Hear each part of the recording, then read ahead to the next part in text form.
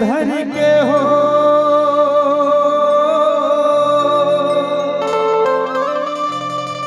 अमर तन धर के ना ये अब तो आजा गुरु अंगना मामो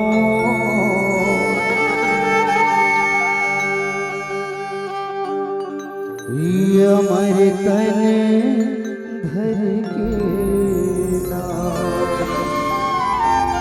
हे अब तो आजा बाबा गलिया मामो अमर तन धर के ना बोल परम पूज्य बाबा गुरु घासीदास की ये अमर तन धर के हो अमर तन धर के ना अमर तन धर के हो अमर तन धर के ना अमर तन धर के हो अमर तन धर के ना अमर तन धर के हो अमर तन धर के ना ये अब तो आजा बाबा आजा बाबा आजा बाबा अब तो आजा गुरु आजा गुरु आजा गुरु अब तो आजा बाबा अंगना अमर तन धर के हो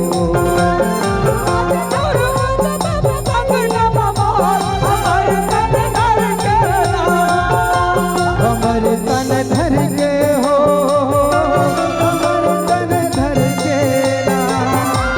अमर तन धर के हो अमर तन धर के अमर तन धर के हो अमर तन धर के ना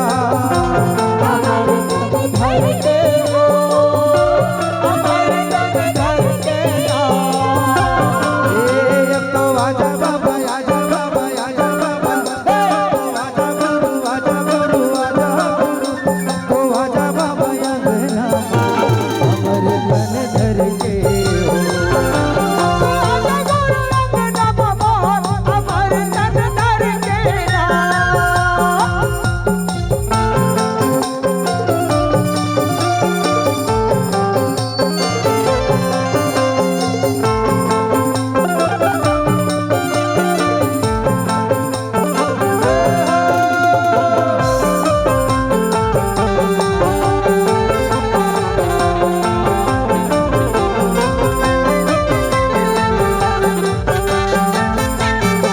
माथे में चंदन लगा के आवे बाबा मोरे हाथ मलावे आशीर्वाद देगा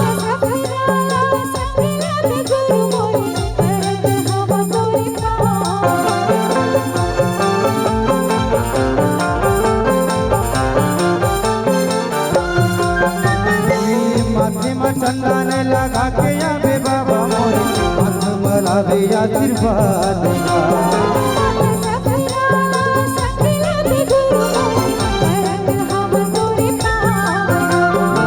मरद हो तोरे पाँव गुरु बाबा अर्जी है मोरे सुन लेगा अर्जी है मोरे सुन लेना अर्जी है मोरे सुन लेगा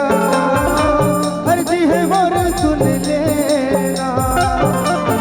अब तो आजा बाबा आजा बाबा आजा बाबा अब तो आजा गुरु आजा गुरु आजा गुरु अब तो आजा बाबा अंगना अमर तन धर के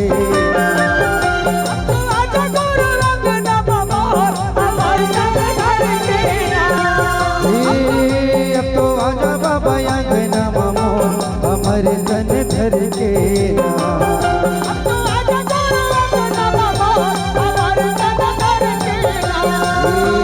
अमर तन धर के